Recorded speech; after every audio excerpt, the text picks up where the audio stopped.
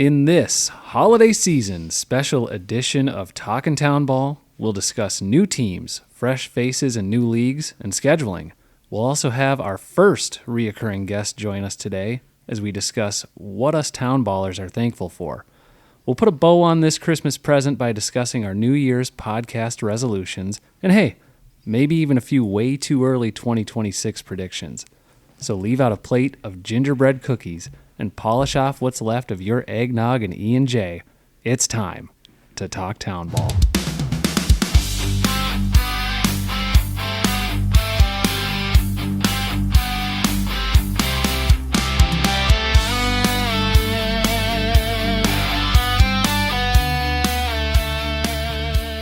And welcome to Talkin' Town Ball. It is Tuesday, December 23rd. And boys, I'm kind of overcome with the holiday spirit here. I'm going to start this off. We're going to introduce our pod once again. It's been so long, with a little medley here. Oh, if you guys are ready for this, because I don't know if I am. Here we go. Up on the housetop, click, click, click, down through the chimney with old Jordan Flick. Oh my God. Jordan Flick, Dassel Cokato Saints, here with us tonight or today, whenever you're listening to this podcast. Up to our next member. Here comes Ryan Hayes. Here comes Ryan Hayes. Right down Delano way. I don't know if I should even do this. So no, you got to keep going for me. You love this, Hayes. You do. All right. And on the first day of Christmas, John Anderson gave to me one Talkin' Town Ball Christmas special. Ooh, I did kind of trip up there, but I'm not going to repeat it. That's right. We have a Talkin' Town Ball Christmas special, holiday special. I know, Hayes, you made it known. It's the Festivus. Is that correct? Festivus for the rest of us. For those who celebrate, they know what December 23rd is. Festivus for the rest of us. And you know what? I'm so tempted to turn this episode into I got a lot of problems with you people. I got a lot of problems. But we'll do that all season long. The airing of the grievances. There will be no airing of grievances. This is a time to reflect, look ahead. I maybe say what we're thankful for because Thanksgiving wasn't too far. It's like the holiday. Holiday special. That's right. Yeah. We are definitely going to get into some segments. I mean, like we said, we hinted that in our intro with Jordan. We've got a special guest here. I don't know. Should we say his name? I mean, or should we wait for the portion of the episode? I think we can say it. I think we can say it. People excited. We hinted at our first reoccurring guest in Talking Town Ball history. Jon Euerle is going to be joining us later on here to let us know what he's thankful for this holiday season, Town Ball edition, of course, because we gotta stick to our roots here. And I mean, where do we start? We're obviously we've taken some time off. We're enjoying our off season. Hayes would say there is no off season. The stove is always hot. Hayes, is there anything you want to jump into right away? I mean, I think there might have been even an in memoriam section you wanted to kind of discuss.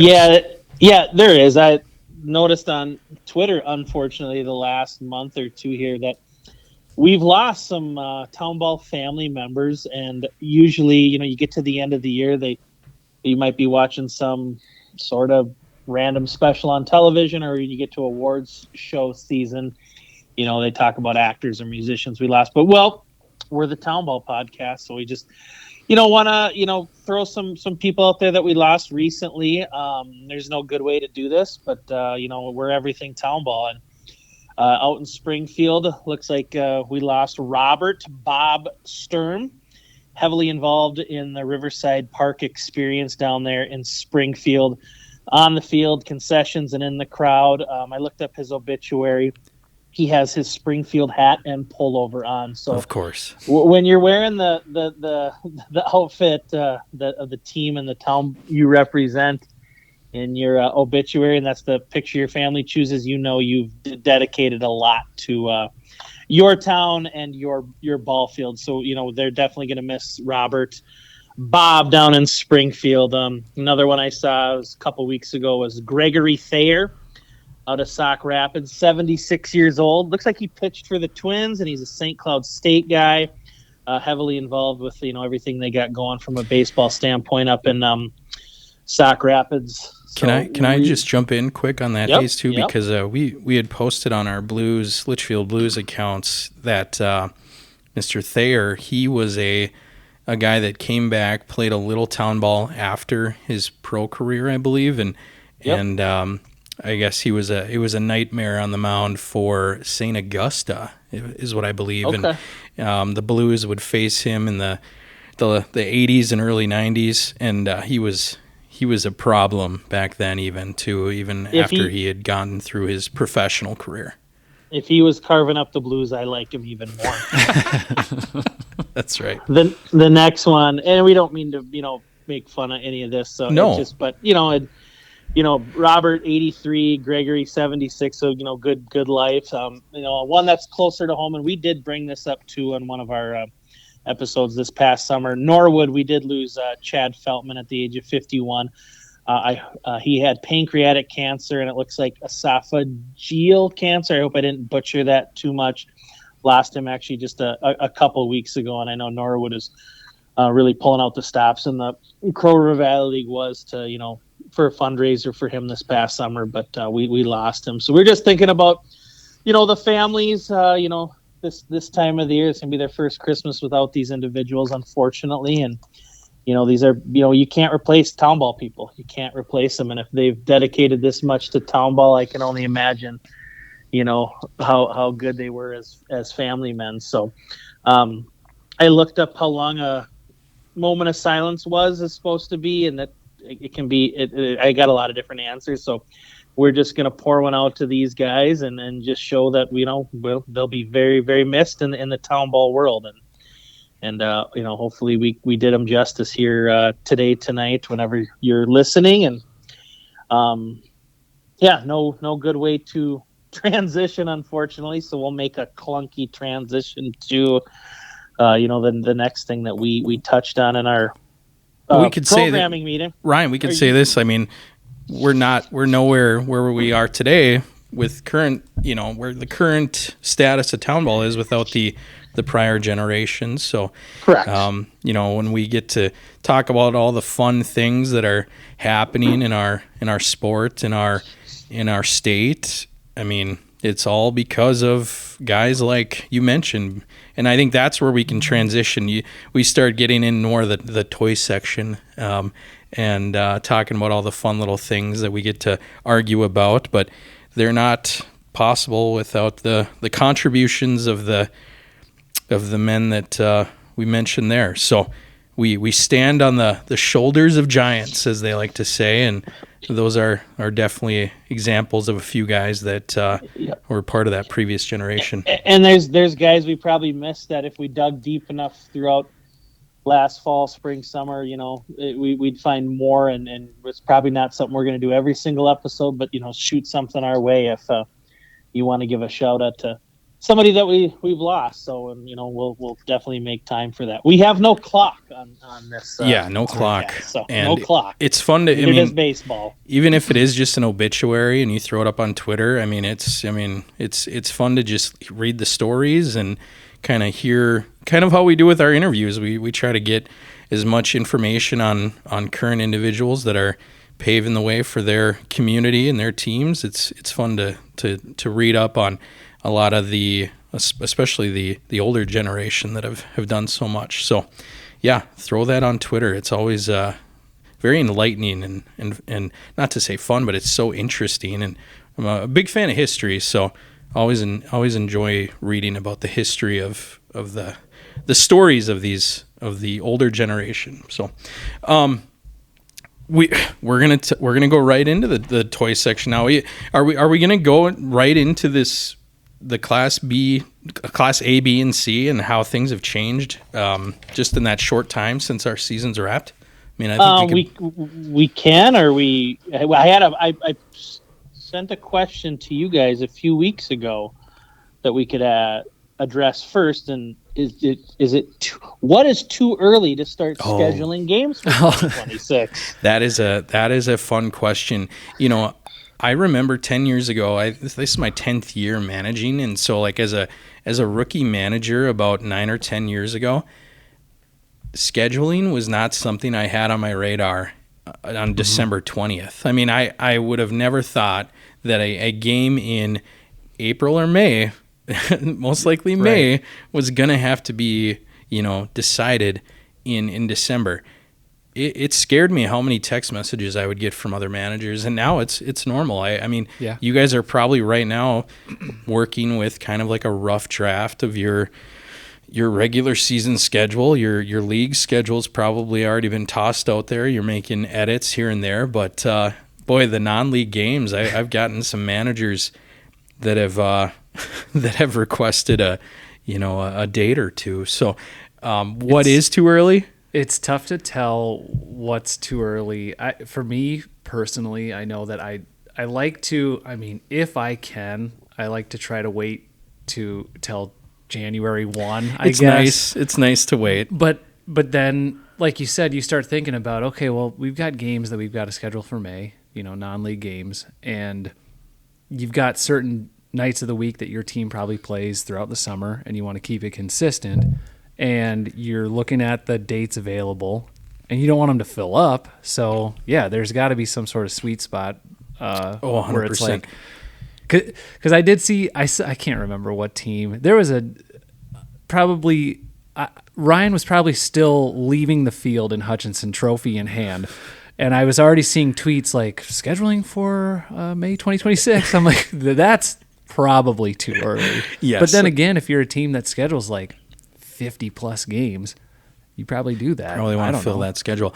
I'll say this too, if you're hosting a tournament or if you want to get involved in a tournament, I think you almost need to be, you got to be looking at like last fall first to talk, is it a possibility with the team? Are you traveling?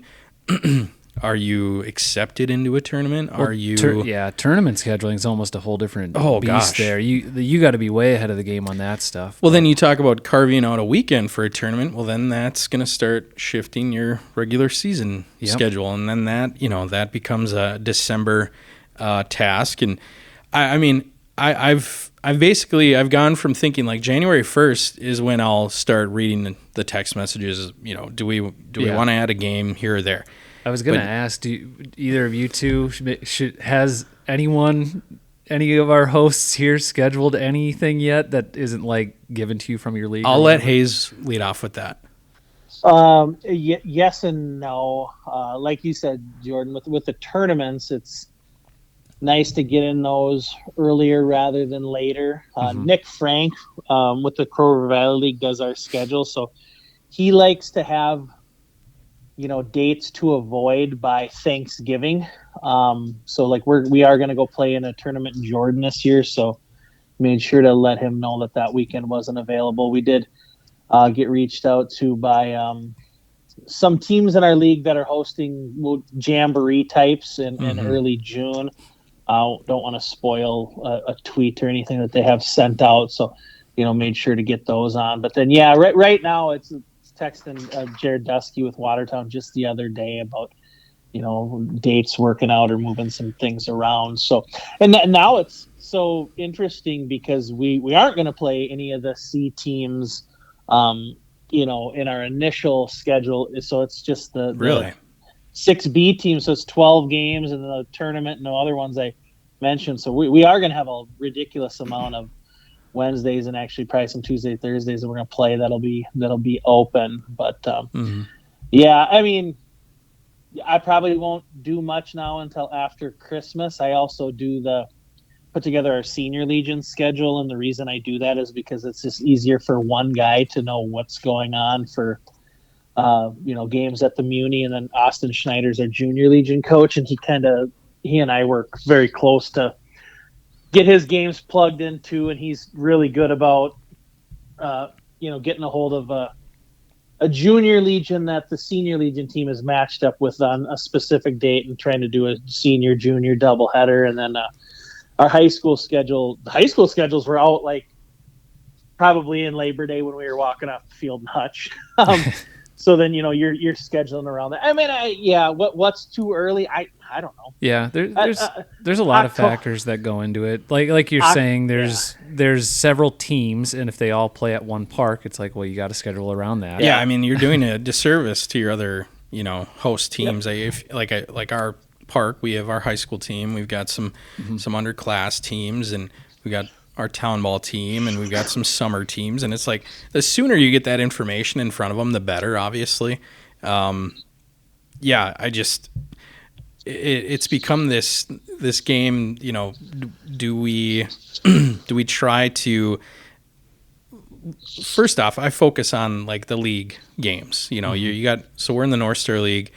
If I need to be flexible with those games, I need to focus on that 100% right away. You mentioned like dates that don't work type stuff. Yeah, iron that out, and then start working on the fluff, the extra games, the added exhibition games, the non-leaguers, and go from there. I'll say this: you didn't really mention any specific games, but I'll say this: Butch Steen out of Raymond, he's a baseball guy. I mean, he's nothing but baseball. And I think he texted me last Friday. Well, we're talking on the pod here, but he texted me on a Friday night at about 10:30 p.m. and said, "Hey, let's get our games figured out." Yeah, we're talking mid-December here, and I don't know if I shot him a reply for about a day and a half because I think I was shell shocked at the thought of having to like figure out a game or two. Right. But we are gonna get that figured out eventually. But I first and foremost, you gotta lay out the league schedule and make sure that what you're doing there makes sense. You talk about the dates working. We're gonna continue to try to do an all-star game, and you got to keep that in mind. And I don't know, there's just a lot of little things. These are the things that non-managers, I think. This is the dumb stuff that you don't have to deal with. It's definitely something that, and you guys can probably attest to this. Like, you have players on your teams that probably have never thought about that stuff, and it's like, oh, well, how come we're playing, wherever on whatever date, or maybe we could try to play this team or whatever. And it's like, well, you got to think about the league schedule. It isn't generally made by a manager. It's made by, someone in your league. Correct. Two, you have to balance out like, okay, you're going to play, you probably have a set amount of games roughly that you think you want to play on the regular season. Yeah, everybody has that. Yep. And you shoot for that amount of games, and then you schedule, non-league games in there or whatever. And then you have to work around like holidays and stuff, and you're probably going to have guys gone, like say it's Memorial Day weekend or something. Right. You're like, well, why can't we play so-and-so on the Saturday of Memorial Day weekend? Well, probably because we'll have 6 guys. Right. I don't know. Right. If you're a team that usually takes that off or something. There's a lot of stuff that goes into scheduling that if you haven't had to do that before, you don't really think about. And that's not, I'm not trying to knock the people that don't think about it, because like, good for you. Yeah. You don't have to think about it. Yeah. To be honest, it's, I think the earlier that you can start talking about dates and start getting things lined up. I mean, the worst case scenario is you wait till March to try to get a game going. I mean, I think about, the Wilmer Indians, and their startup team. I don't know exactly when that was official and when they were able to get going, but they were a little late to the game in terms of scheduling. And I know a lot of teams had to say no to that team because it was March and they were saying, "Can we get you on the schedule?" And it was like, "No, I can't. We're locked and loaded here." Unfortunate, because any other year, if we talk in December, I'd say, yeah, let's get after it. Let's have a game. But you start digging into March, and it's just like there are. I mean, it is concrete scheduling everywhere. Well, and speaking of the Wilmer Indians, I gotta shout them out, because a scheduling thing last year, I needed to schedule a game late in the year because we had a week plus off between our regular season and our region tournament. Oh, good for you. Well, it was nice, but I needed to fill a date, and a lot of teams not in our league or in our region were playing playoff baseball, or they already had something scheduled. And I reached out to the Wilmer Indians, got a response back right away, and they're like, yeah, come over, we'll host you, and had a blast. I think we talked about it on a previous episode. It was the most fun. And definitely, I talked with him then, but definitely looking forward to getting them on the schedule again. 100%. But yeah, you can't wait till March. No, you can't. And not everybody wants to start in November. So there's like some sort of sweet spot. And for me, it's generally like January. I think try to knock that out. You can feel somebody out leading up to January 1st, but until that calendar year flips over, I wouldn't poke and prod too much. People have to kind of get that league schedule and say January 1st comes up. It's the new year. I'd say that's kind of that free for all. You go for it, whatever you want to do. There is no better feeling either than when you have your schedule finalized and you look it over and it's like, okay, the dates are filled. Right. I'm done, and then you can not think about it after. Yeah, Hayes, what were you gonna say? And then you get one more message on Twitter, and you're like, "Yeah, let's fit them in." But can we go 5 games in late June? Yeah, I will say this: I'll respect the guy though that sends me a message in October, November, because I'll tell you what, like we've said before, the ball keeps bouncing. Like it's not 365, but it's a lot. So everyone wants to get it, but you know what? I like that they got town ball in their mind in the fall. They got town ball in their mind. Yeah. A lot of people want to schedule the state champs too. We haven't gotten any of those messages. I don't know, Hayes, if you're you put a good field out there. People want to come to a good field. I know that Jordan, you're hosting a lot of games. A lot of people want to come to Saints Field. A lot of people want to go to the Muni. A lot of people want to go to the Butte. Come on. The Optimist Park. Yeah, we'll gladly host a team or two, and it's fun. It's fun to get especially a manager a team you've never heard of or really communicated with prior. It's fun to get those messages and try to work something out. So, and you can create new fun rivalry type games with non-league opponents, and that makes it more exciting. Gosh, we've had St. Anthony we've played a couple times the last couple of years. The only connecting piece is this Euerle family that had kind of been connected over there, and if you've ever been to St. Anthony's Park, they Palm Field, they actually modeled it after Optimist Park. So it's like we have this little connection, and that's just we love that. So we're gonna bring those guys out every once in a while. So always fun to have those guys out there and connect and create a relationship there too. So I think St. Anthony was one of the Twitter teams like October that was like, we got 75 dates to fill, baby. I was gonna say they play a lot of games, so that it makes more sense for that. I know we don't play 75 games, so I'm not thinking about it till a third of that would be just fine. But I will say, if anyone wants to come play the Saints in Dazzle, give me a shout at DC Saints on Twitter. We can fill some dates. I got some dates in May. I feel like are you using our podcast? Yeah, I feel like a guy, like a comedian that's plugging their upcoming dates or we'll something. be in Phoenix on if you want to May 5th. If you want to try to get a game in January 1st and on, shoot me a text or DM us on Twitter, and I'll try to fit you in. Sounds good. Yeah, I think maybe we didn't answer the question, but it's a gray area. I think for everybody, it's but I think the floodgates are technically open. Get on our Twitter at Talkin' Town Ball and tell us if we're way off on this, or if you like the January 1st date. Yeah, tell us when you start scheduling games. That's right. Well, Hayes, he doesn't. He's vacationing basically until 2026. So he's been at Disney World since Labor Day. Right. It's just margaritas and trophies. That's all. Disney sounds terrible. Hayes, now that you've won the state championship, what are you gonna do? Well, not going to Disney anywhere, but going to the Delano Legion. There's that. Yeah. That's awesome. All right, so we've covered our first topic.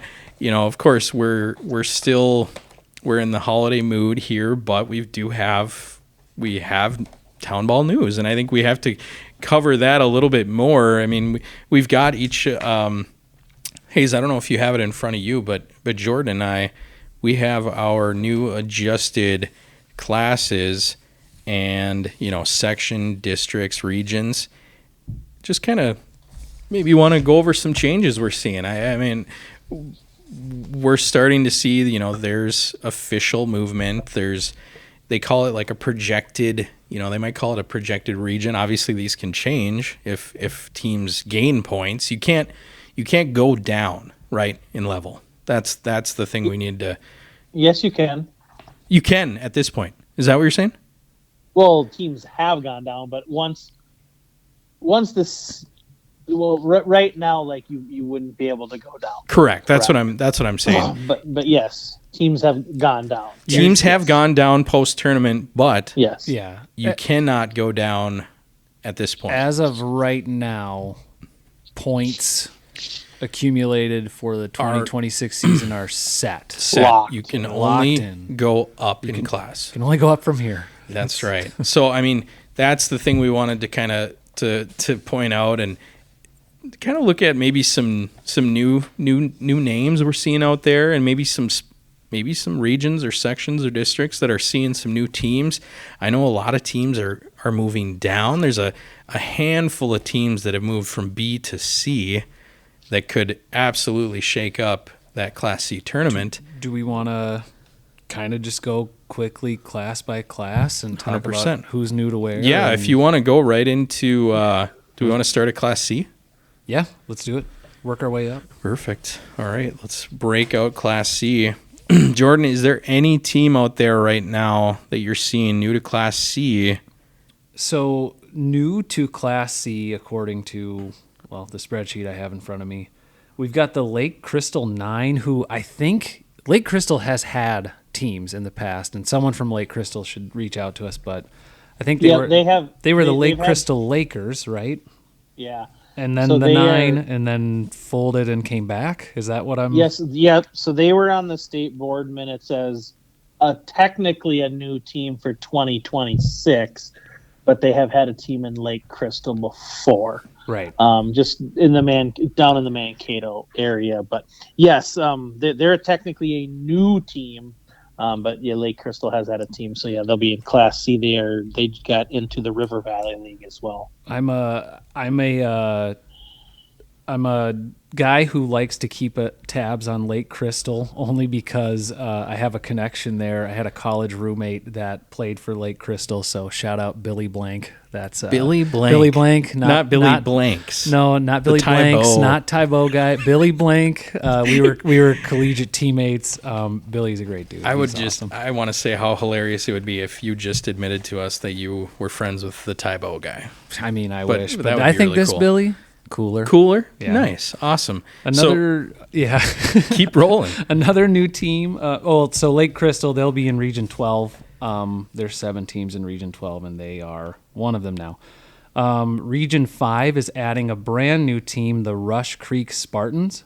They'll be in the Twin Rivers League. Rush Creek, Rushford, the Spartans. Do we know where Rush Creek is?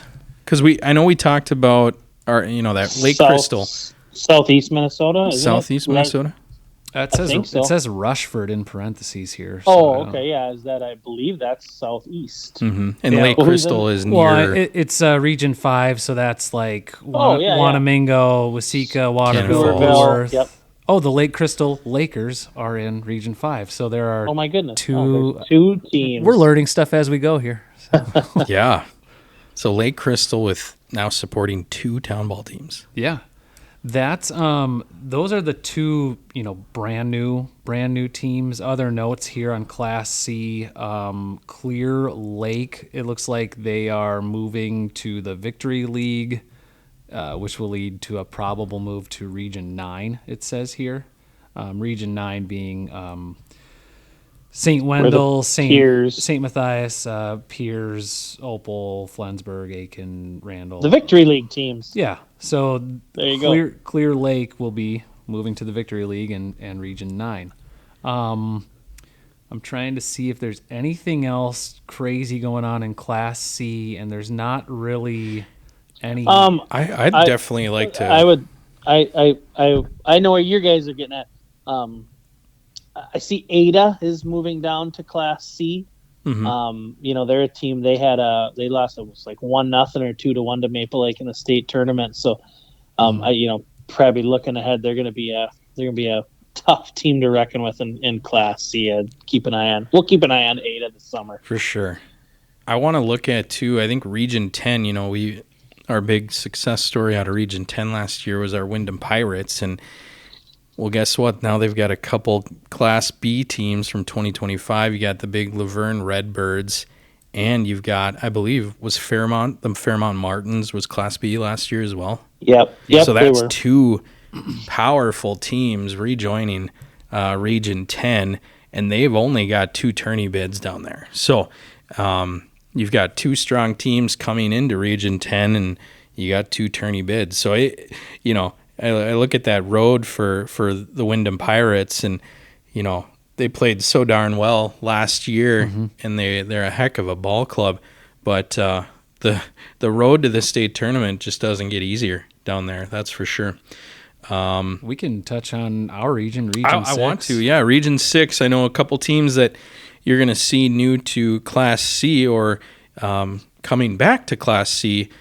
Maple Plain Diamond Devils. And that's a North Star League team. And then out of the CVL, you got the old Watkins Clippers and Cold Spring Rockies. So 3 teams joining the Region 6, making it a 14-team region, and that's going to be bumped to 4 bids. I know it was last year we had 3 bids. It's going to be bumped by 1, but you're adding. Obviously Watkins Clippers they're pretty well known for their state runs, and the Cold Spring Rockies have been a real tough competitive team for years, and that's obviously any team out of Cold Spring is going to be very solid. And Maple Plain in Class B last year in the oh my gosh, Districts. It's been so long. Districts. Districts. Yeah. In District 6, they put up some really competitive games and were close. They remind me who they beat. Loretto. They beat Loretto. They beat Loretto. And then Maple Lake beat them 1-0 to go to Kept state. it real close. Yeah, I think it was a wild pitcher pass ball. It was 1-0 Maple Lake, and that was. So keep an eye on the Diamond Devils, a team that maybe had gotten overlooked in the past. I would say now that you're in the mix with C, you really can't. You never know what you're going to see. Luxembourg was the number 1 seed out of that region last year. Another good team, but adding what you're going to see this year is kind of more of that evening out from B to C. You get a lot of talent in B last year, a ton of really good teams, and a lot of people were saying maybe that bottom half of Class C was maybe not as strong. Well, this year you're going to see really good teams all throughout Class C. Is there anything else you guys want to chime in with? Any other notable teams that are coming back to C from B? No. I will say, I guess we can just give people the totals in case they're wondering. So Class C, there's now 144 Class C teams, and it will be 32 bids, a 32-team Class C state tournament. So good luck, everybody. Good luck, yeah. Only, gosh, what is that? That's like, 20% of teams are going to make that. 20%? Going to make the dance. So, yeah, it's not getting easier for teams out there, that's for sure. And I know there's a lot of excited teams that are back to C that think, okay, now maybe they didn't feel like the point system was doing them any favors. Now they're getting back to C. They feel like, okay, this is where we're more competitive. This is where we belong. And you're going to see some really, really good baseball throughout those regions. So on to Class. Let's go right into Class B. Let's go into the other big class here. You've got a total of 59 teams now in Class B with 24 total bids going to the dance. And so B is net loss of 6 teams from. That doesn't mean 6 teams move down or up. It just means those teams are no longer.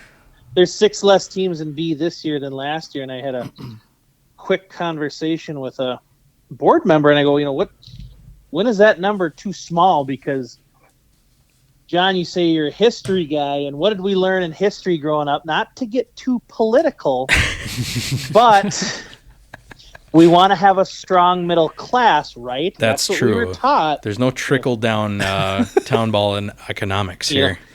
Class B would be your middle class. Get under that 60 number. That's getting a little thin. So it is, but I like to say though, we mentioned it, that there was so many good teams in B, and I think that they can still support a super competitive tournament even with the smaller numbers. But yeah, you're approaching almost like 45% of teams are going to make the state tournament. So you've got some teams that you need to keep an eye out for. Do you have anything that you want to bring to light as far as any new movement or new teams, and Jordan or Ryan on this? Do you want to talk on any district? Well, just because we know it the best, District 6 is getting a new team. They're actually new to the North Star League this year, the Kimball Express. So this might be breaking news on the pod or something. So they're going to be playing a pretty competitive schedule with the old North Star League, and it's always fun there. I'm not sure who's going to end up hosting that district. Last year was in Watkins, and now, of course, Watkins goes to C. But there is still some really good host teams there.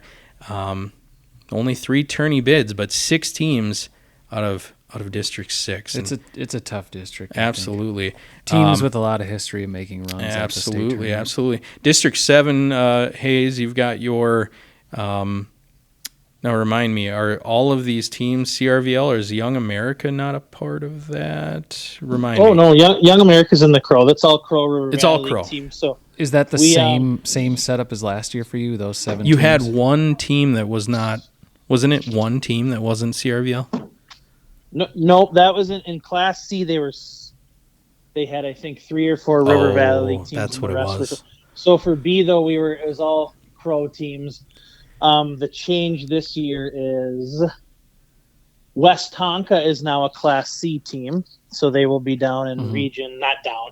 They'll be in Region 7C with the rest of the Crow River Valley League teams, and then St. Bonnie went from Class A to Class B. So we drop a West Tonka, we gain a St. Bonnie with our district. Yep. So we'll have so 7 teams, same as last year with 4 state tournament bids, and Young America is the host this year, so it'll be always a fun time in Young America. I don't think a lot of those host sites have been announced yet. I think that a lot of that think so. I think a lot of that will get kind of shuffled here in the next probably 2 to 3 months. You'll start seeing that on Twitter, who's hosting what, and it's something to keep an eye on because with a lot of movement in these classes and these new districts and regions and sections, it's the hosting duties. You used to be on kind of a set rotation, and now it's like you really can't follow that same old thing. I mean, even just personally looking at us, now all of a sudden we have a Cold Spring team in our region. It's like, well, now Cold Spring becomes a potential host, and obviously a beautiful field and ballpark and good centralized location, but you've got teams that last year wanted to be a part of the mix. So who knows how that's going to play out. There's going to be a lot of voting throughout the state to decide who's going to be hosting their tournaments. So I look at District 5 here too, kind of a northern district. You got 4 teams. Yeah. Dilworth, Fergus Falls, Bluffton, and Bemidji, the Blue Ox, and there's only 4 teams, obviously, but 2 of those teams are going to go to the tournament. So, boy, what a bloodbath that's going to be. I wonder what they do for their district tournament with the 4 teams. Do you think they just do the 1 and 4 play, the 2 and 3 play, and go from there. We've got to bring in some representation there because I'm always interested to see how they figure that out. And you're never really sure. Like, is there a singular host site? Is there just movement of games? Who knows? You would think with just the 4 teams, they could get it all done in one spot or on one field. And I don't know. It's interesting. Someone from District 5. Let us know. Yeah. So then we look too at District 4. We've got the Piers teams. Piers Lakers, Class B, which is, remind me, that was your Class C champ. They were the champs. Correct. Yep. So now they are now in B. Yeah. So you've got 2 state champions now in Class B. Piers Lakers, I mean, that's a very competitive team. Any team that wins state in that class below and goes up, I think they're still going to be super competitive there. Well, and they're going into a district that is just rich with teams that, between Sobieski, Nisswa, Avon, like teams that have been to the dance a bunch. Oh, gosh. And have Buckman, had success. Yeah, Buckman was a team that didn't make state last year, but which is shocking to some people because they've made crazy runs. And what a missed opportunity, especially for the state host sites, because Buckman travels better than about anyone. Yeah, and they're the most fun team to have out there. And so if you're hosting this year, cheer for the Buckman Billy Goats for sure to get back to the dance. All right, is there any other districts that we want to highlight here? How about the Moose Lake Buzz? Is that a team that has been around? I mean, are they new? I don't They're know, a but different color on this spreadsheet than the rest of that district. That's what I'm saying. So I don't know if I've heard of the Moose Lake Buzz. Ryan, does that sound familiar at all to you? Was that? It's up there by Hinckley. Well, close to Hinckley, somewhere I think between Hinckley and Duluth. So unless we'd have to look to see if they were. I don't ever remember seeing this. Were team. they not? I think.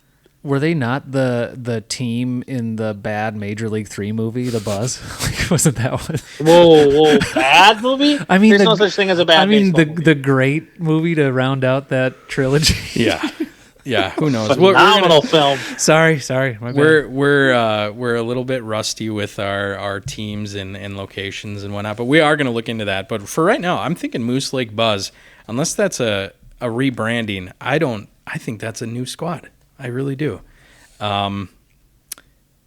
Here we are then with our Class B. You've got 59 teams, 24 are going to make the dance. Remind me again who our hosts are this year for state. Hayes? Shakopee, Jordan, New Prague, and why can't I think of the fourth? Shakopee, but yeah. New Prague. So we're moving a little bit closer to the cities of the metro there.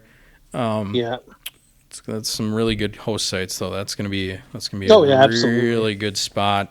You're gonna want to make that. That's gonna be a lot of fun baseball. On to our Class A teams. Jordan, I know you looked at this a little bit. Yeah. And there was a team, especially a team name that kind of jumped out at you. And we definitely need to go over this because this is a team name like the branding is going to be. It's a very MILB like minor league 100%. Brand new team type name. Well, I'll just list the brand new teams. Sure. And I'll start with this one. In Section 1, the Lakeville Lunatics, LOONATICS, the Lunatics, which play on words, crazy birds. I don't know. That's what they are. That's great. They're new to the CCVL. They're going to be in Section 1. And other new teams in Section 1, the New Ulm Brewers are getting bumped up to A. I believe they were in B last year. Am I right on that? That Hayes? is correct. Yeah, I think they were quarterfinal team. They had some great unis. They played, I think, after your. They got the Shells unis that are. They played right after your game against Young America, if I remember right. Does that sound right? Did they play Nisswa to go to the championship? They must have. I think they did. Yeah, I think they did. They had the sweet. Wasn't it like a black jersey that they wore? Yeah, I think they have with some like a deer on it.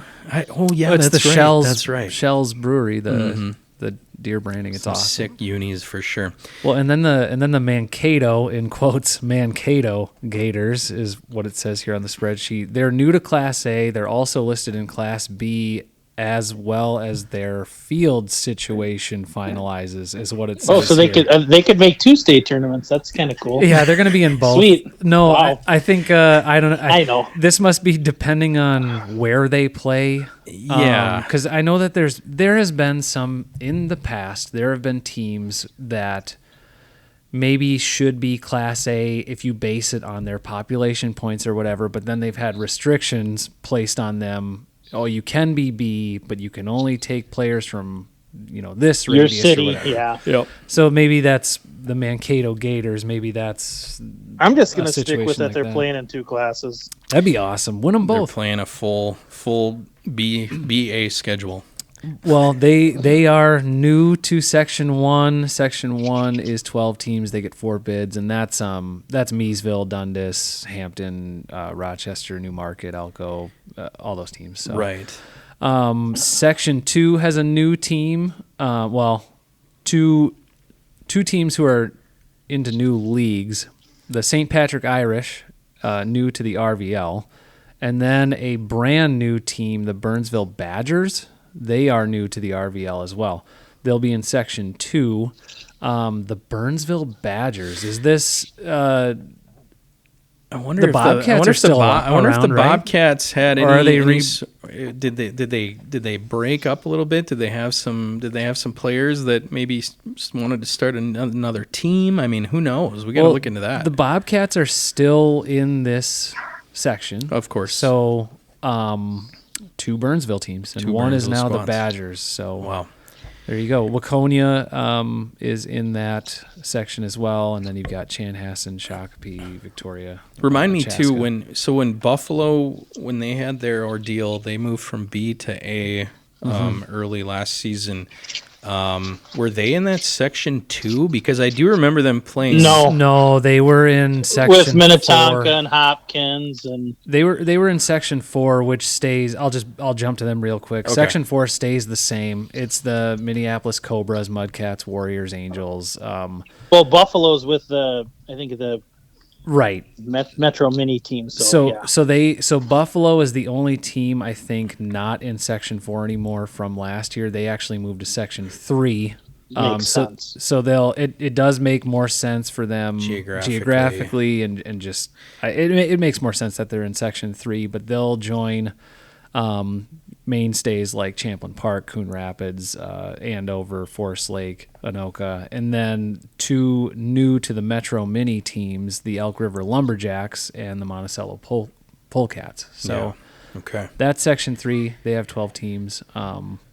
Section 5 has a new to Class A team, the Hinckley Knights. They're moving up to Class A. They'll be in Section 5. That's you got the 2 Moorhead teams, the Sartell Muskies, Bemidji Bucks, Hibbing Miners, Sabin, and Alexandria. It's getting hot in Hinckley, by the way. Well, it's always hot in Hinckley. It's hot in Hinckley. They're hosting a tournament. I mean, we shared this before, but Hinckley's doing their best to put together this just elite 8 teams. I believe it was an 8-team tournament, but I think it's 6. is it only 6? Okay, so they're trying to bring in state champions and district, section, region winners. I mean, was that their plan? I mean, is that kind of set in stone? I don't know if it's out there for the masses, so you might have just. I broke that. No, it's, if it's only a I- 6-team tournament, I mean, they can get selective, I feel like. No, I'm sure it's no big deal. I just haven't seen anything public about it yet. I just shared it with and Hinckley, you guys what got sent to us. So Hinckley it's no big deal. host multiple tournaments tournaments, throughout the yeah. summer, don't they? Sure. Everybody's Yes. hot for Hinckley when Yeah, it well, comes geez. to be late June, early July. that type of If deal. you got your players card up there, you can get a free night stay at the old casino. I mean, geez, that's Yeah. free lodging. And, you play enough blackjack hands, you might get a free dinner up there, too. Oh, so, yeah. Our guest, Jon Euerle, knows well. We might have to ask him about that real quick. But he's been hot for him in the past. We do know that. Absolutely. So, Section 6, the only one we haven't covered yet, that's a 15-team section, and they get 5 bids. The only movement I'm seeing here in that section, which includes, air freight, a couple St. Paul teams, Minneapolis North Stars, St. Anthony, Stockman's, a bunch of different teams that you probably have heard of. Mm-hmm. One team that is crossed out on the list here, and I did not know this was a team, but the Mounds View Noble Steed, which, man, that's dope. That's great. The Noble Steed. Man. They are crossed out, so I think they are just no longer in that section, or maybe someone can fill us in on that. But 63 total Class A teams, and 24 of them will make the state tournament. Mm-hmm. Wow. So I think we covered a lot on the moving and shaking here. This is how it stands as of now. I would not be surprised if things get moved around a tiny bit before the start of the season. I mean, we talked about scheduling and how we like to maybe wait till January. There's a lot of – it's going to come quick, but there's a lot of time before the season starts here. Yeah, I mean, we saw a lot of movement during the season last year, and before the season, things happen. There's going to be little things that pop up here and there, but I think we covered it enough. We did a little appetizer, just like a little Christmas holiday platter appetizer there of of some movement. So that was fun to go over, and it's going to be every year is going to be a different story with the movement that we're going to see. So fun to keep track of, and I think right now, Hayes, if you're all right with this, we're going to move on to a little bit an interview that we've got planned with a reoccurring guest, Jon Euerle. Yeah, let's get a hold of him. Let's get a hold of him. We're going to talk about some things we're thankful for, and after that interview, we'll join back and kind of go over some things that I know, Hayes, you said that you've got some podcast New Year's resolutions you want to talk about too? I do. So we're going to tease. You gotta tease. We're going to tease that, and then we'll put a bow on it there after that. So let's get into our interview. Here is Jon Euerle. All right, here we are, our interview with we tease the guests. Johnny, you are the first reoccurring guest in the history of the pod, so we want to say hi to Jon Euerle.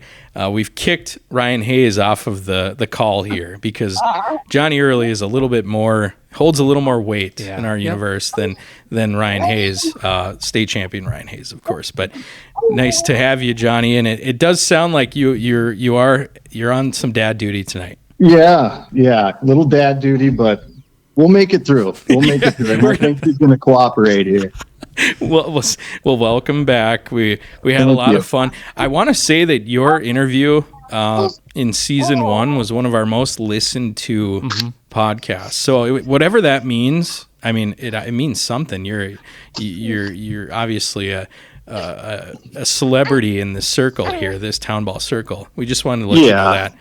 Well, I appreciate that, and I can't say enough of what it means to be the first recurring guest on a highly successful full Minnesota podcast here. So we like to say it's. I appreciate it. Yeah, absolutely. We like to say it's one of the best podcasts coming out of Eastern Meeker County in a long time. I mean, it really is blowing up. That's safe to say, and congrats to you guys. Appreciate it. Well, we brought you on here tonight. The podcast, we're doing a Christmas special here today, and we kind of wanted to just get into the mind of a town ball player and somebody that's been around for a while, and we want to kind of dive in and just say, okay, what are we thankful for this holiday season? And I kind of gave you a prompt, and I said it's kind of vague. You get to run with it however you feel. I'm going to just give you the floor. Jordan and I are here for relief, moral support, support if you need it, and or if you need to to obviously you got your hands full, it sounds like, with your Yeah, kids. If you need I to won't change a diaper. Yeah. but if you need us to take over at any time, you can give us a code word or something, and we can jump in. But the floor is yours, Johnny. Let's talk about, as we get into this holiday season, what are you thankful for? Well, first and foremost, obviously having the opportunity to be on with you guys tonight. But outside of that, certainly just, the ability to be able to play still. As you get older, you take that less and less for granted. And I'm happy to be sitting here right now, fully healthy and looking forward to another year. So that's my announcement. I will be back for the 2026 season. Huge news. Heard it here first. And unless there's a bizarre sledding or shoveling accident over the winter, I will be back next year. So certainly thankful for that. As I mentioned, have a little baby girl here sitting on my lap, 3 months old, just over. So we have a busy house right now, but that's another thing I'm certainly thankful for, is just my family and their willingness to let me keep playing, and their desire for me to keep playing. My two oldest kids, they love the Bulldogs. They love going to games. If you ask them who their favorite Bulldog player is, it'd probably take them 3-4 names before they got to me. But that just says a lot about kind of the guys that we have and how they engage with all the kids, and they love it. And so they're already asking me, when our first game is going to be, when we get to play again. We had a little tears last year when we got eliminated from the playoffs, that the season was over already.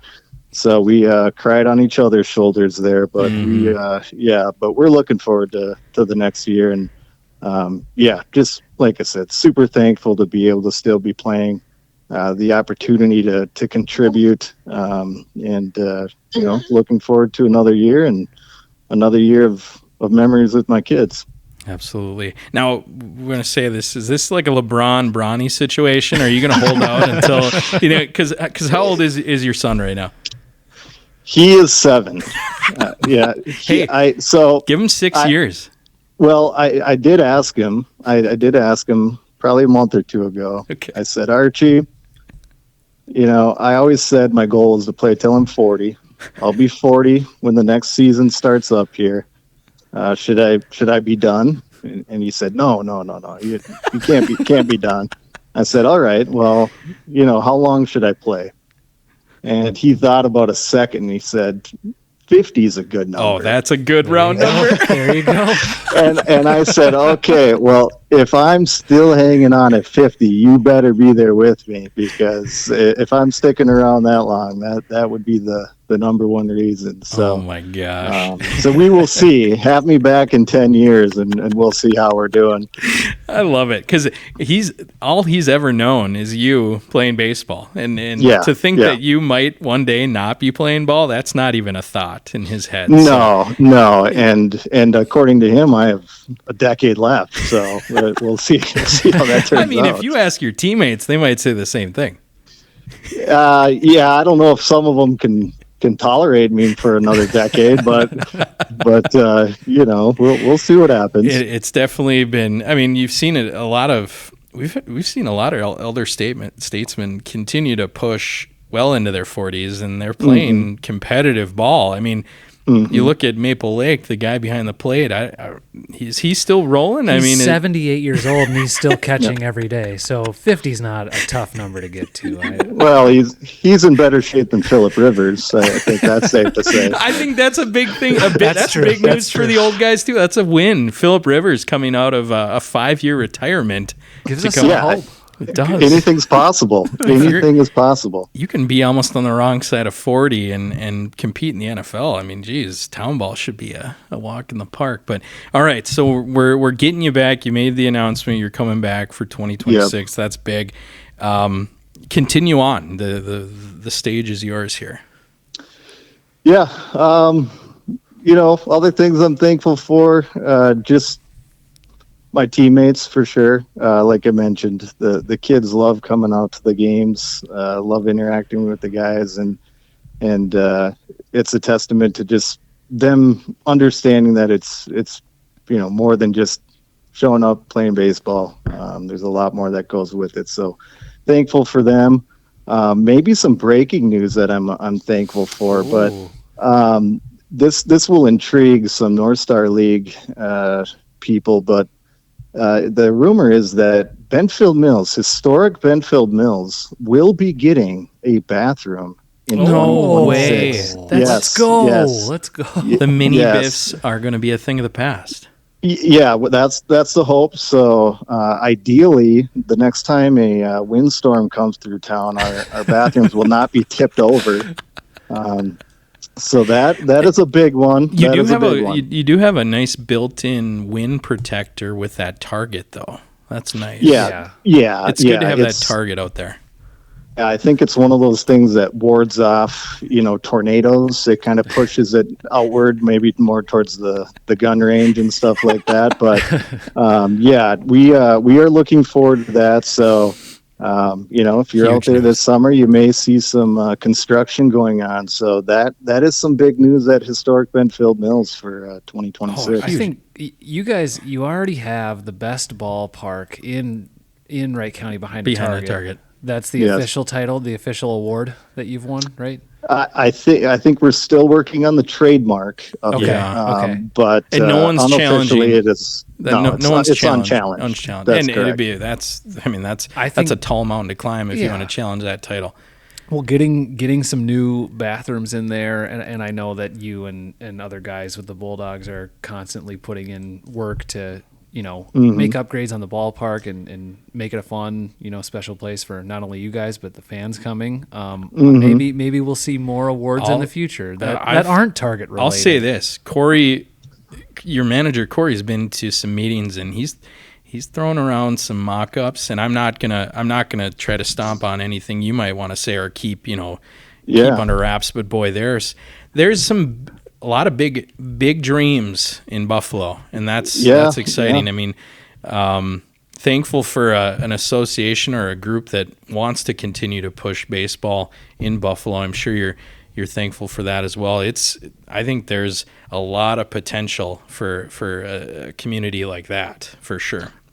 Oh, certainly, and hopefully this is just the beginning, right? I would hope we don't stop with just some running water in our bathrooms here. So we'll see, and I'll keep you up to date on any more breaking news as it hits the wire. Right. Awesome. And these are things too, like you might not see over your next 10 years of being a ball player for the Bulldogs, but maybe in 20, 25 years when your son is playing and contributing, Right. they can benefit off of what you guys are kind of building now. So you've got the big picture in mind, and that's exciting for sure.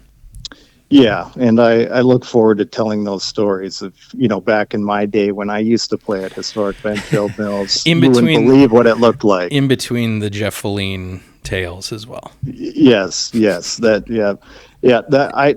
speaking of Jeff, I will say that's another thing I'm thankful for. I talked to a lot of people last time I was on with you guys, and a lot of praise for what you're doing, and just kind of highlighting the people, the stories, and making it important, right? For sure. I think that's a huge piece of what I'd call kind of the evolution of town ball over the last 5, 6, 7 years. Just social media, team involvement, stuff like the podcast, and just the overall coverage of the game itself, which I think makes it fun for everyone. Absolutely. It's been a blast to be a part of. I mean, we kind of saw how that was shifting, over the last couple of years, and said, what better time than now to get in on this? It seemed like a little project to start, but people have really gotten behind us, and they really enjoy it. And there is a large group of very diehard listeners that just can't get enough, and that's why we're dropping a Christmas special Town Ball. We got some messages from people saying, "Hey, you were in my Spotify top gosh. whatever podcast this year," and we're like, Wow. "You actually listened?" Yeah, you've got teenage girls out there that have Taylor Swift as their top artist, and here we are with our demographic reaching our 52-year-old men. We've locked that down, and boy, they've been listening to some Talking Town Ball, that's for sure. Well, that's good to hear. I don't know what that says about them, but it's They should listen to more Taylor Swift, is what it says. Yeah, Mix in some T Swift. Yeah. Well, I've seen those burner accounts. These people have plenty of time on their hands. They do. That shout out to the burners. They love getting a little airtime. They really do. Yeah. They haven't reached the point of being too absurd with us, so we're keeping a good distance. But it's good to have that little wrinkle in there as well. So no, absolutely the evolution of Town Ball and where we are now, and we hadn't talked about this yet, but Mark Forsman, the president of the NBA, had kind of like a State of the Union address after the year had wrapped, and I don't know. Of course, he's probably in like Cabo or something. He would. I don't know. Well, I'm just gonna say whatever. Whitey doesn't care, or he can yell at me if I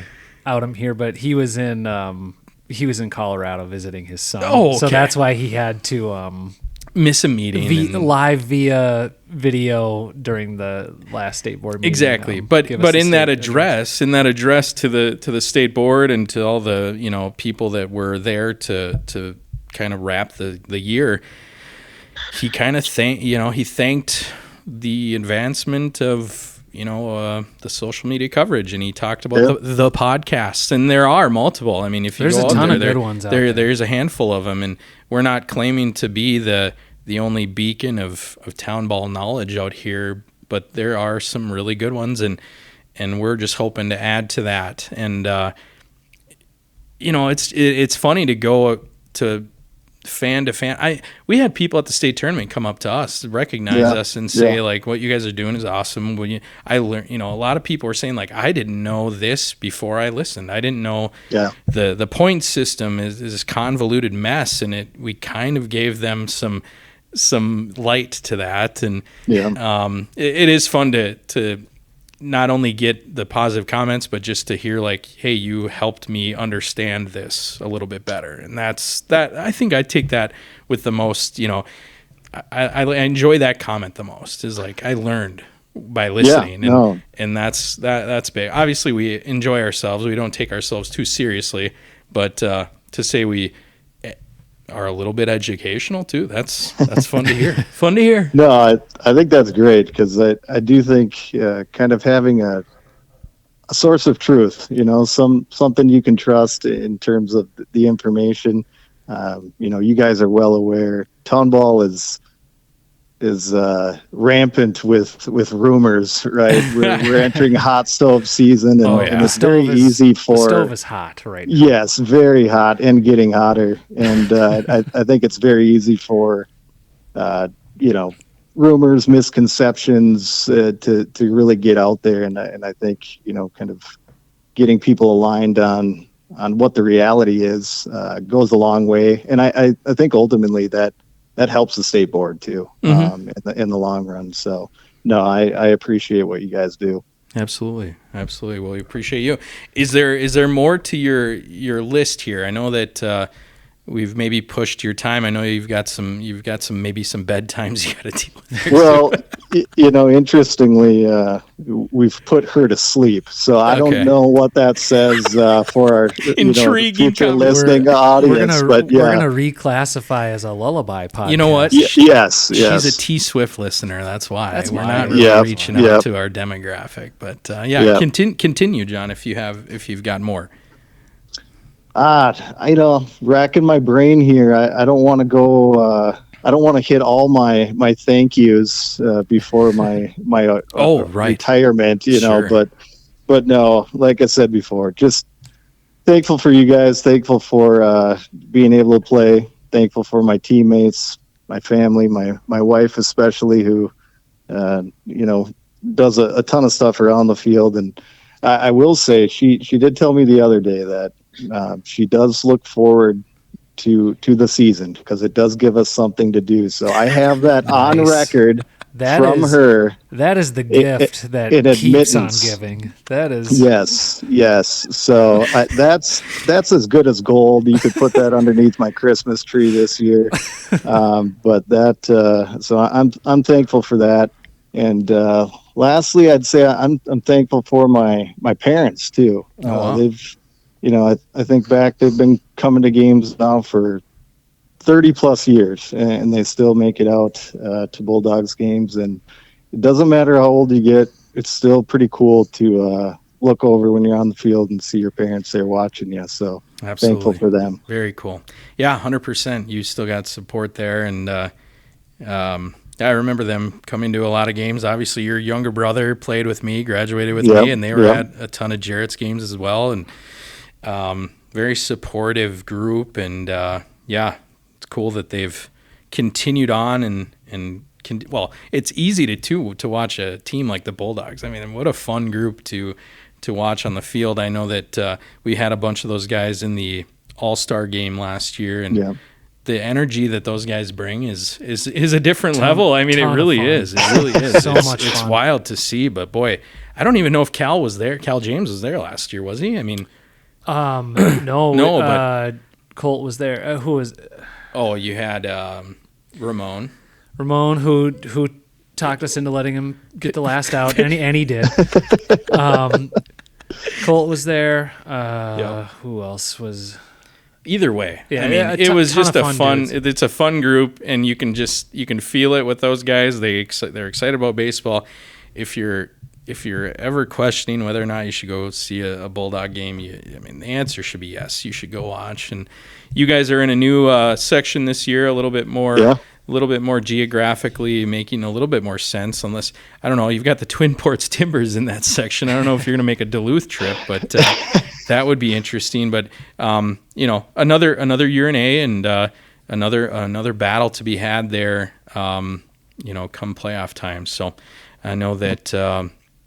The discussion with Corey too about that. I know you probably aiming for a 2027, maybe a move to B, but that's still obviously a long time in the future. So, still an awesome team out there in Buffalo, and one to go watch for sure. So, we appreciate you coming on here for the short little stint that you did. Once again, our first recurring guest, Jon Euerle. You have anything else you want to toss out there before we part ways? Well, you mentioned Twin Ports, but that's by Duluth, you said? I believe that is the Duluth team. Okay. So you got to go past Hinckley to get there. So that's that could be problematic. That's a home game for Buffalo, basically. I mean, I don't know.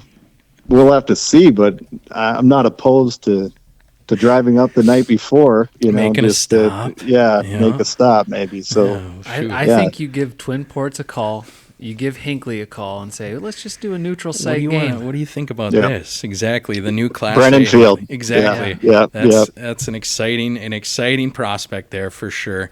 Always fun to talk Hinckley, but nice having you on, Jon, and you have a great rest of your holiday, and we're just excited. We're already hinting towards 2026, and I'm sure we'll start seeing schedules out there, and it's an exciting time, and we'll just wish you guys a good 2026 season. Yeah, you guys as well. Thanks for having me. Absolutely. All right, Jon, we'll talk to you later. Yep. See you guys. Bye.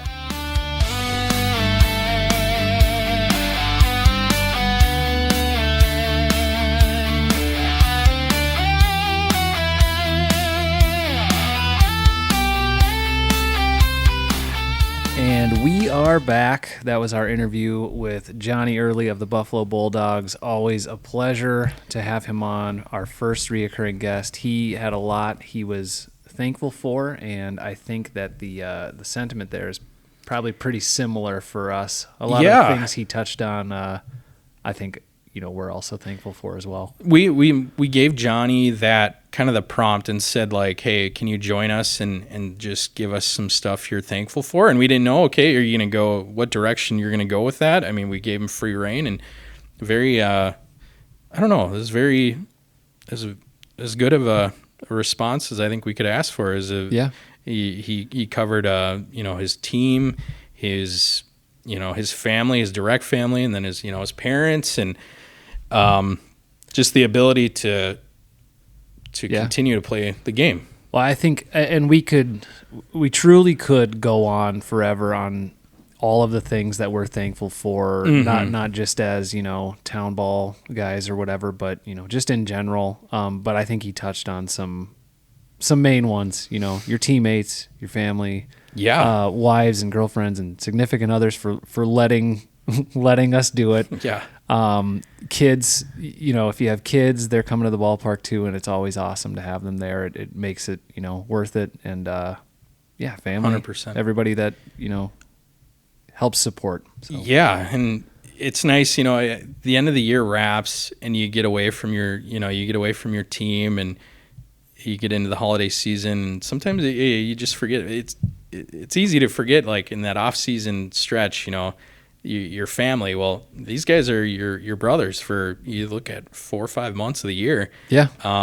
Absolutely. Someone to be thankful for there. And just happy to have Johnny on with us. And he's got another year with breaking news. Hayes, you weren't with us, but Jon Euerle announced he's back for 2026. So that's not super surprising. I apologize. Buffalo's got they got a window, so I mean they do have a window. They're gonna be tough for a while, so I don't know why you'd give it up. And he can still get it done at a high level. So he's got to hope. He's got to hope this window is open for 10 more years. So because his son had said to him after this last year, well, he had asked his son, how long he should go, and Archie, his son, said till he's 50. So he's got 10 years in the tank left. According to his son. Archie's got some big shoes to fill in. And a great thing about this day and age is all that stuff that John's done in the state tournament and some of the shutout streak and pitching in that long game down in with Dundas. Loretto. Mm-hmm. With Loretto, I mean, it's well documented. So, yeah, Archie got some big shoes to fill. That is true. Sorry. Johnny did say, it's like we're in the era now, or he can kind of say, back in my day and talk about that stuff, but we're in a time where we can say, well, back in my day, and then actually show someone. Yeah. Which is kind of crazy. It's not just tall tales anymore. Like I hear stories from my dad, how he hits home runs off of the top of houses in Kimball or this or that. It's like, well, show me the film. I want to see it. But no, we can't. There's nothing from 1984 on film that we can see. But you can go back and watch that 22 inning game with Loretto. Yeah. You can listen to Kendall Kubash slowly falling into a state of insanity as that game goes on. Yeah. Always fun to retrace those steps. So, that was fun news out of the Buffalo camp, and also they're going to be working on some. They're getting bathrooms, man. Yeah, getting bathrooms. Good. It's a community, and I mentioned this in the interview that like Buffalo is like untapped potential, and I think they're kind of only restricted by what had been there, and now that they start breaking free of some of the chains that they're working with, and it can only go up, and I could see it going up real fast. So something to monitor there.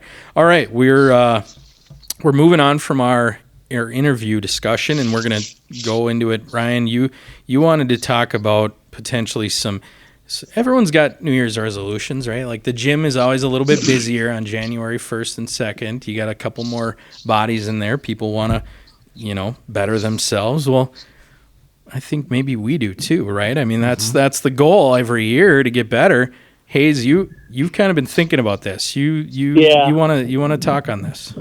Yeah, absolutely. I mean, I think Jon Euerle hit it on the head with everything he's thankful for. So we don't have to get into it because I think those all align. But I got a New Year's resolution, and it has to do with the podcast. Okay. There was some things that I said on every podcast last year that I don't want to do again because I think that it set some unfair expectations. Oh, so wow. Okay. there might have been a shtick that I had where I decided that I'm going to say this team is going to win the state championship, and I said it every episode. And I think it caused some unrest because there's just people out there can't handle expectations. And winning a state championship is like so hard. We just got done with getting awards and plaques and bats from Lyle Lambrick down in New Prague, Union Hill area, and it's all the old guys on the team, and I'm like, hey, you 19, 20, 21-year-olds, this is never going to happen again, so you're going to be kicking yourselves. Yeah. So I think there's some individuals, and I'm not going to name where they're from. They're just from around. Sure. That just don't know how to handle expectations. Not everybody's going to win it, and if you don't win it, it doesn't mean you're not successful. So my New Year's resolution, 2026 podcast, there's going to be no more shticks of who's going to win the state championship. I'll make a prediction. We're going. Yeah. And then I'll change my mind 18 different times. But I won't be set on one team. Sure. And just put unfair expectations because there's just people that they can't handle it. That's true. I think you hit the nail on the head. It is tough to put that on somebody. I don't know how that feels, but I'm sure whoever you were targeting, they absolutely felt a little bit more of a weight for sure. Because Hayes, I don't know if you know this, but you're now in kind of a town ball celebrity status. You're talking about. I am not. You're a state champion. You're on one of the biggest podcasts in Eastern Meeker County. I don't know if you know that. But things are really, really starting to look up for you, and I think people start taking your what you say kind of as gospel. I'm not even allowed in Eastern Meeker County, so I don't. That's why you're on the phone right now, right? You're not. Yep. You're not allowed. They had guards between Cokato and Dassel waiting for me to turn around and say, "Call me." That's right. No, I think that's a very, very fair thing. Is there anything else you wanna throw out there as far as the pod goes? No, not for a resolution. No. Here's what I'll throw out there. I know that we've had our fair share of guests, and they're all great people. Everyone's brought their own certain thing to the table. I just say continue to expand and invite new voices, and that's my goal. I think we did well in our first year with this to expand. Not only getting an opinion or a voice from Central Minnesota. I think we did well by inviting some northern voices and some southern voices, and even closer to the metro, getting their takes, and just continuing to invite new voices and stories. That's kind of the goal. Maybe try to get a real different story that we haven't been able to track. Not just your normal, I grew up in this town and I've gotten my roots here, but how about like just something real out there that's got some tie to town ball? We're just going to continue to hunt for new and fun stories. So that would be my resolution. Not to say, Jordan, you have to have one, but if maybe you want to throw something out there too. Two resolutions. Wow. For me, yeah. Two. One I thought of just right now. Let's hear it. When we move on to season 2 of our podcast, I think I want to make it a point to say that Delano's going to repeat as champion. You're going to put every episode. I think that if one of our hosts drops his shtick, I'll pick it right up.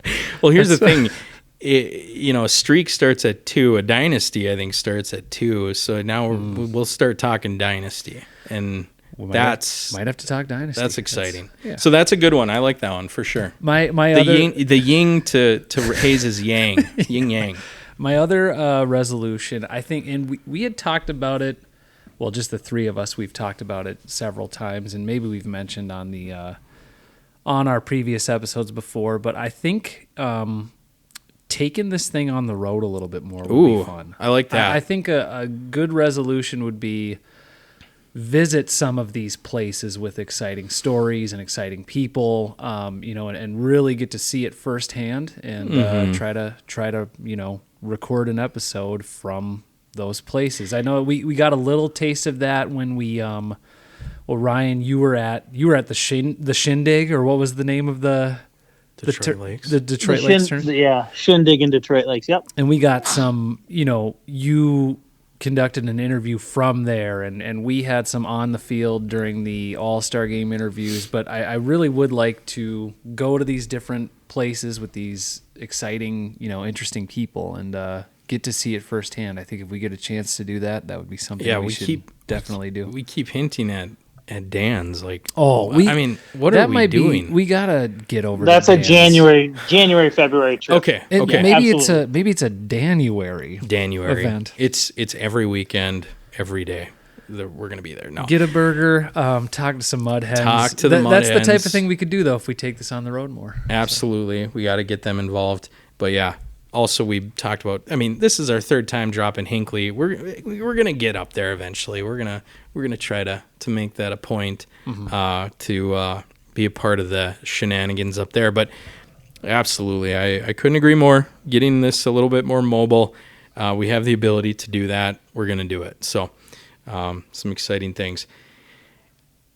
We could wrap it up here, but I think it's time. It's still 2025. Why don't we throw out a really ridiculous take? We got time for a 2026 really way too early ridiculous take for next season. I mean, we'll wrap it up on this. You don't have to name a team. It could be any sort of thing that could happen in the next year. Give us a prediction for 2026. I don't know, Jordan, if you want to start with this. I'm still not sure if I'm set on one yet, but if you want to take the reins here and just give us a way too early take. Okay, let's see. A couple things I can think of here. Maybe some hot takes for 2026.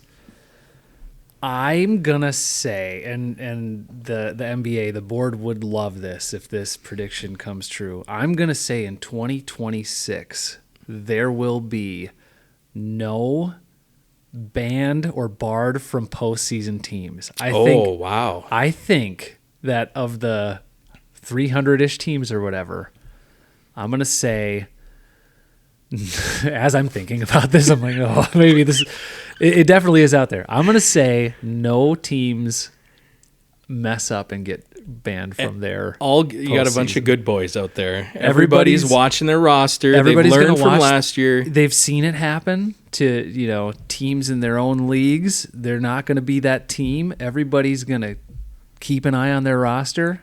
They're going to make sure that they don't do anything wrong. Wow. And you know how you can do that?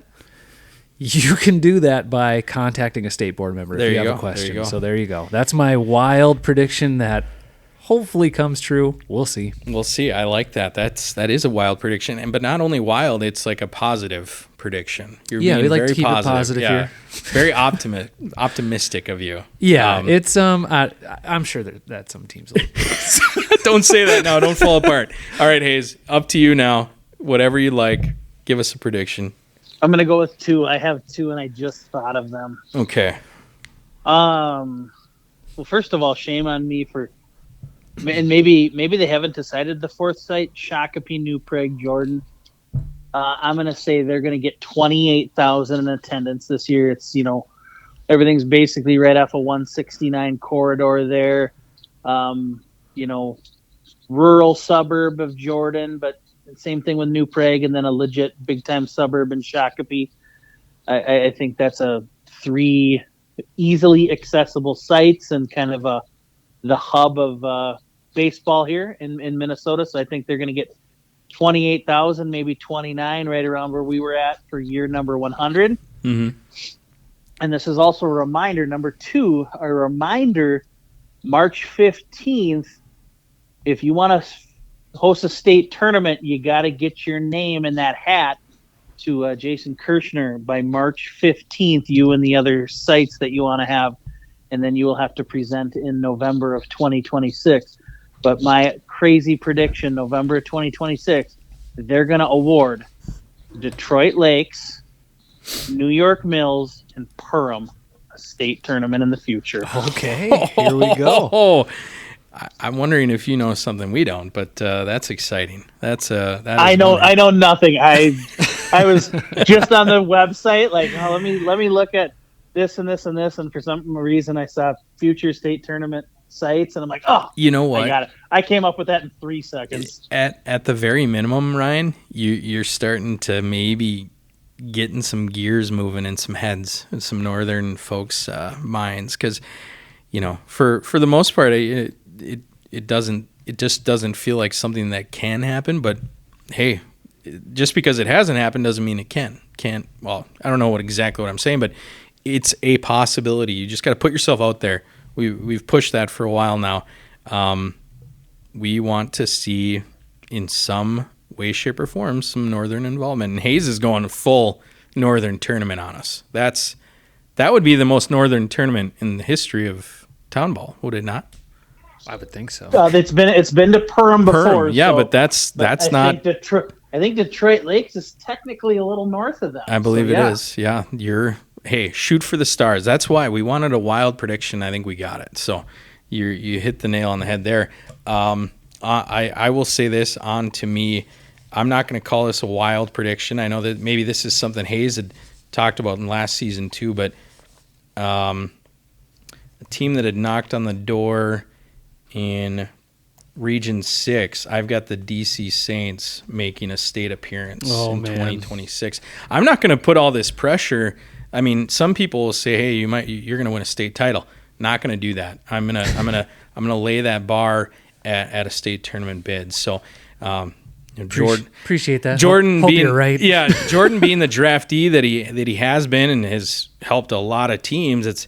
Let's see him make a push with his own squad. That's what I'm hoping for. So, with that new expanded Region 6 getting 4 tourney bids. Let's see the Some Saints. tough additions. Let's see the Saints make a run. All right, and who knows? We might even be talking about a region that's hosted by the Saints. That's maybe up in the air too. So something to keep an eye out for. But that'll be my prediction for 2026. So hey, fun little episode here today. It was a great time. We got to kind of revisit. We're rusty. It's like we got out of our game a little bit. It's like you sit and you accrue a little rust, and yeah, we got some rest too, and we feel good. But we'll have to kind of set up our own spring training type of practice podcasts. Really get the feel for the 2026 get our bodies season. Moving again, because we got to come into 2026 in the best shape of our podcast lives. I don't know about you guys. The winter weight is accruing right now, so we gotta work on it. Jordan, he said he's gonna leave the pod, and I think he's got Chinese food ready for dinner. So you're starting on the right foot here. Yeah, you're getting bulking up. Well, yeah, and we had Jon Euerle on earlier, and he would say that I'm trying to turn doubles into dingers, and I'm going to start by crushing some sesame chicken and lo mein, and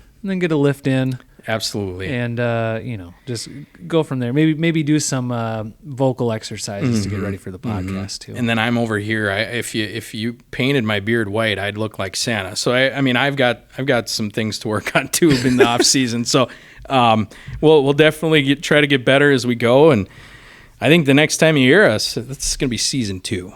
Season 2. New attitude, new everything. Same old 3 boring dudes. Yeah. All right, Merry Christmas, Happy Festivus, Happy New Year, everybody. Absolutely, Merry Christmas. We'll talk to you guys in 2026. Peace out. Ho, ho, ho! Merry Christmas!